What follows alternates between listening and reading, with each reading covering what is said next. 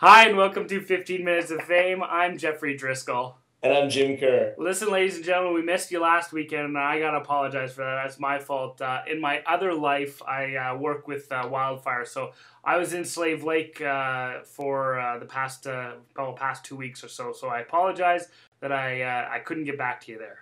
We forgive you, Jeff. Yeah, I appreciate that. Listen, folks, there is some stuff going on in Slave Lake, and I'm sure you've been all over it on the news. But, if you want to donate or help to the cause, please, we'll put the Red Cross number up below. So please donate to Red Cross. How do you feel about that, Jim? Absolutely. It's a terrible thing that's going on up there, and it's going to take a lot for them to bounce back, but I'm sure they will. Exactly. Well, let's get on to much more trivial, but hopefully a lot more fun things here, Jim. Let's talk about the Stanley Cup. I mean, the Stanley Cup Finals are finally there. I mean, it's going to be Boston versus Vancouver, which, by the way, might have been something I predicted. I don't know. We could go back to the clip, but I think that's what I said. No one wants to hear it. Nobody wants to hear that at all. I understand. Boston versus Vancouver. Who do you got, Jim, and why? I gotta say Boston. Ah, there it is. And I really hope that I'm right. Yes. Because people like yourself will be just too much to take. That's right. But no, I think Boston's a hard team to play against. They've got the goaltending, which is, I thought if Tampa Bay made the final, that's where Rollison's good, but he did let in a couple bad goals here and there, and it was kind of a regular thing almost. Yeah. Not to take away from 37 saves in Game 7. Guy was unbelievable.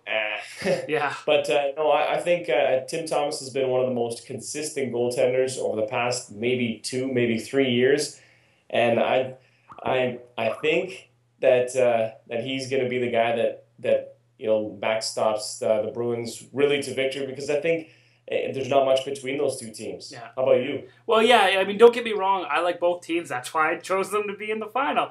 But I got to go with Vancouver. I said right at the beginning Vancouver's going to win the Cup. I think this is their year. Don't take away anything from Timmy Thomas. That guy is unreal right now. And I think there's going to be a lot of 40-shot games that are going to end up being 2-1. But I think the Sedins are really in their groove right now. Ryan Kessler's a beast. And we just might see the return of Manny Malhotra, Jim. Yeah, so that's cool. Cool. Totally, and that's going to be such a boost. So I got to go with Vancouver, but I'm going to go with Vancouver in 6, I think, and possibly 7, but I think I'm going to go Vancouver in 6. I think it's going to be fun to see Milan Lucic playing back home. Yeah. Because the guy is a monster, especially in front of the hometown fans. Yeah, no, absolutely. So he'll be playing at home all 7 games. All 7. I like it. No, you're absolutely right. With his goal on Friday, Nathan Horton becomes the first player in history of the NHL to score a pair of Game 7 game-winning goals in the same year. How about that for clutch? That is awesome. Yeah, absolutely. Like that. How many of those have I scored on my driveway? Yeah, no kidding. He scores. Real ones. Yeah, totally. Yeah, absolutely. That's a cool stat. Hey, maybe it'll be 3 by the end of the playoffs. Maybe it'll be 3 by the end of the playoffs. Some more NHL news. Doug Weight retires, and as well as Brian Rafalski, but we'll talk about Doug Weight first, the ex-Oiler captain, and becomes an assistant coach, and he moves into the front office. He hadn't played much in the past few years, Jim, but because of injury, but what do you think of his legacy? Well, I think that he's left a lasting mark on the Islanders organization with all the youth there.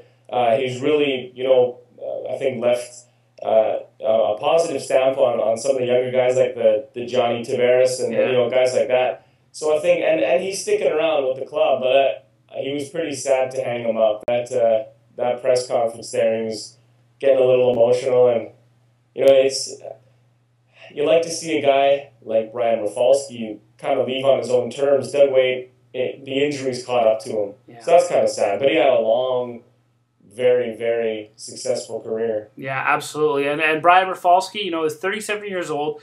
The Red Wings defenseman still had 1 year left on his contract at $6 million. And so, when you're talking, you're right, Jim. I mean, he did it on his own terms. He said it was for family reasons, and good for him, I guess. I mean, he's got a legacy as well. Yeah. I mean, you're going to miss him on that blue line. No kidding.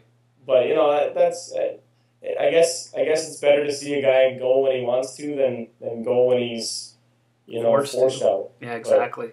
But they're going to miss him. Exactly. Well, Jim, I mean, even I was gone for 2 weeks, but, the news kept coming through, but I can't keep up with it. Tell us where we're all in Atlanta, Winnipeg, Phoenix, Winnipeg. Where are we? And what did Gary Bettman say? Basically, we might find out this week. Yeah. We were supposed to maybe find out last week. But from what I read in the past couple of days, a deal is about 80% complete. Yeah. They're working on all the little nuances of moving a team and all that kind of stuff, and of course they have to move the Manitoba Moose. Yeah. If the Thrashers end up in Winnipeg, so there's a lot of little things, and then of course they move the Moose. Well, where are they moving to? Does that place have to get sorted out? And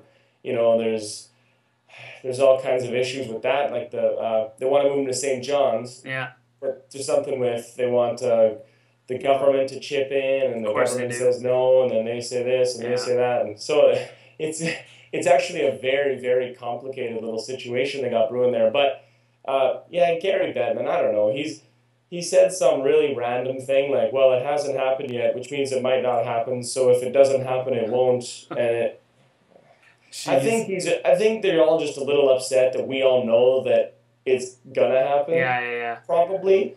So if, when it does finally happen, it's not going to be like, hey, look what we did. It's just going to be like, yeah, we've been talking about that for 4 weeks. Yeah. So he's kind of saying, he's trying to make it seem like, or maybe he knows something that we don't, but he's trying to make it seem like it's not going to happen necessarily. Yeah. But everything else points to yes. Yes, so, absolutely. But it could, the latest is it could be this week. So we'll see, as we have for the past couple of weeks. We'll see. Right. Exactly. Let's move on to the NBA Finals are set as well. It's going to be the Mavs versus the Miami Heat. Jim, you think the big three, they're closing in on I guess their goal when they all came to Miami. How do you feel about that?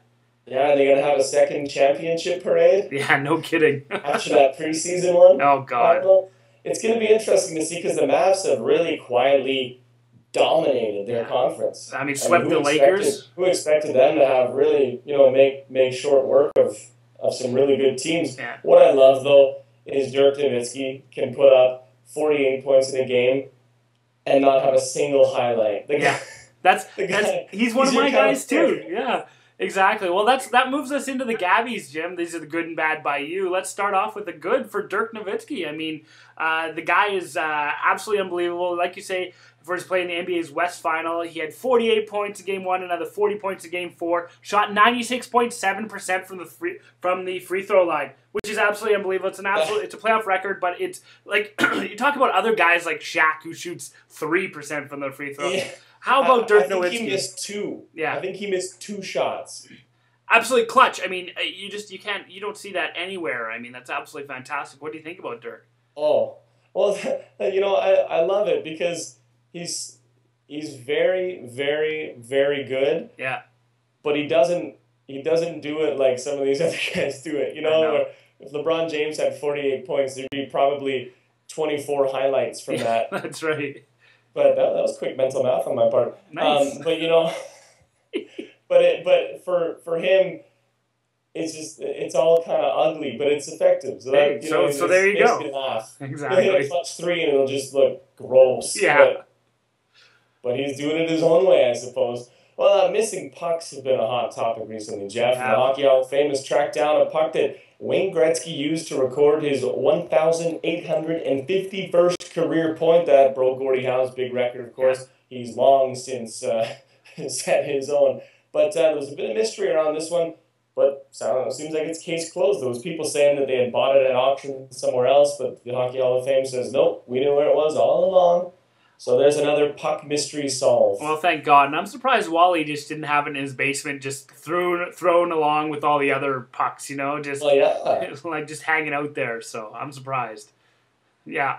How about Philadelphia Phillies second baseman? Now, remember that, Jim. Second baseman, Wilson Valdez. He ended up with a W on his stat line for a second baseman on Wednesday in a 5-4 19-inning win over the Cincinnati Reds. He shifted over to the mound. He became the pitcher in the final inning. The last guy to get a W after starting another position was some guy named Baby Ruth. in the 1920s. Oh, it's got a chocolate bar, doesn't it? Yeah, chocolate bar. That, How about this guy? that is madness. Absolutely. Like, I can't look. And I heard he was throwing like 90 mile an hour even. Unbelievable. Like, how does he even hit the plate? Like, I don't know. Second baseman, what are you doing? No kidding.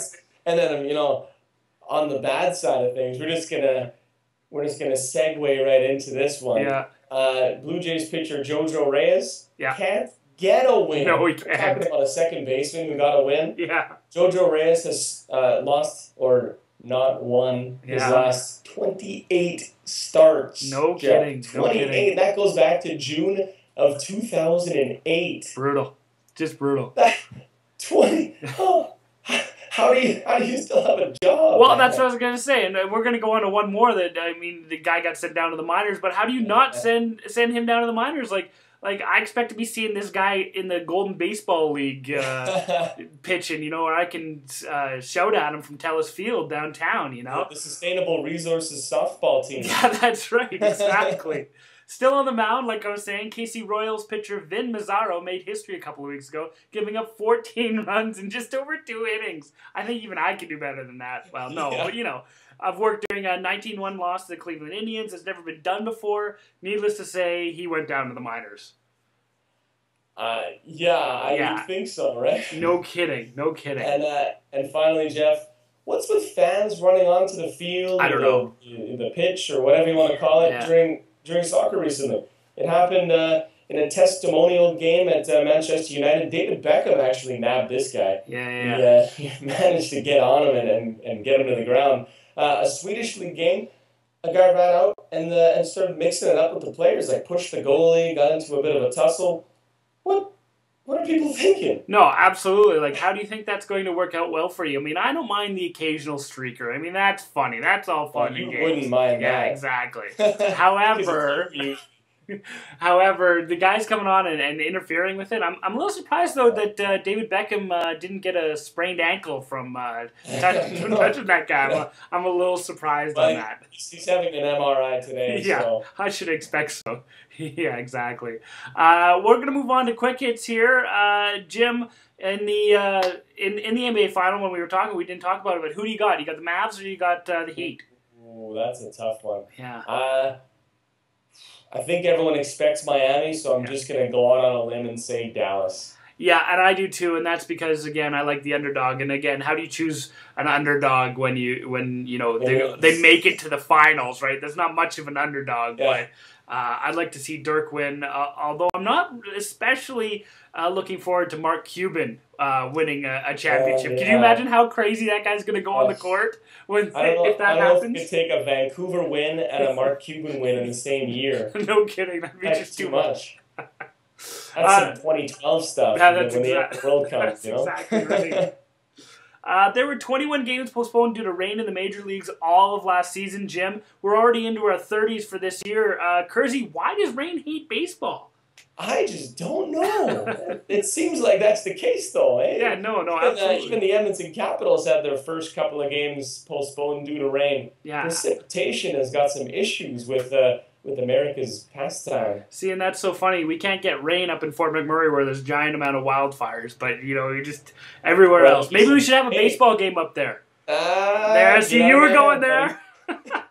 For the first time in 14 years, Tiger Woods has slipped out of the top 10 in golf's world rankings. Can he ever reclaim past glory? It kind of seems like it might be over. Yeah. He might be good again, but I don't think he's going to be what he was. No, I don't think he's going to be dominating ever again. No, I think that's it. Probably not time to go on to the old timers. The old timers tour or anything. But I don't know I don't know how it's going to go. Former UConn standout and the #1 pick in the latest WNBA draft, Maya Moore, becomes the first ever woman signed onto the Jordan brand. Great for the sport? Absolutely, that's good. Oh. There we go. Yeah, there's yours. Nice work. Yeah, no, I think that's great for the sport. It's great for her. I think it's good on Nike's part. Yeah, absolutely. We talked about Maya Moore a couple of months back, and the girl's absolutely unbelievable. So, yeah, I like it. credit where credit's due. Absolutely. Listen, that's our 15 minutes of fame are up for this week. You heard that actually twice this week. But join us again, hopefully next week, if there aren't too many more wildfires, for a whole new 15 minutes of fame. In the meantime, I'm Jeffrey Driscoll. And I'm Jim Kerr. Thanks, guys. Have a good week.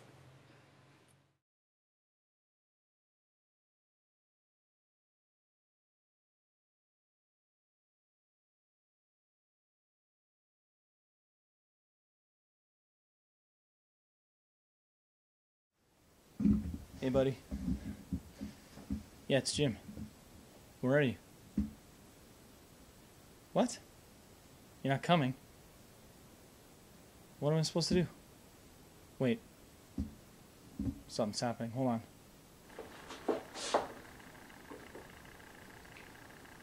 Hey there. I'm gonna let you go.